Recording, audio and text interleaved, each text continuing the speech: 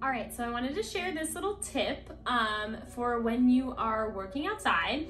If it is hot out, there are obviously a few things that you want to do, which we did make another video about, so you can go ahead and check out those little tips there. But this tip I wanted to kind of just share in an extra little video. One thing that is really helpful when working outside in the heat, so the reason that it can be challenging to work outside in the heat is obviously the heat is going to make your latex balloons expand, which is obviously eventually going to make them pop more easily.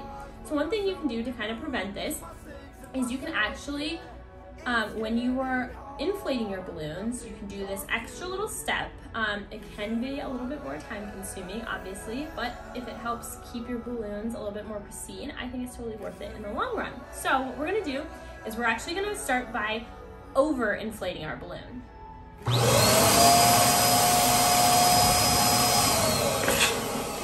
Okay. As we know, this is a improperly inflated balloon, and if you are wondering why and haven't watched our other video on how to properly inflate a balloon, we have that video as well. But this is an overinflated, improperly inflated balloon. Can you see Miss Molly over here? Is she peeking in? Okay, come on.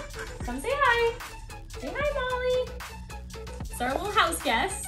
She's just hanging out. She needs to be right next to me, so she's gonna hang out here. Overinflated balloon. So go ahead and overinflate it, and then we're going to let all the air out. Okay. So now we've overinflated the balloon, and what we've done is we've already expanded the latex. So we've already basically taken a step out, and now we're going to reinflate the balloon.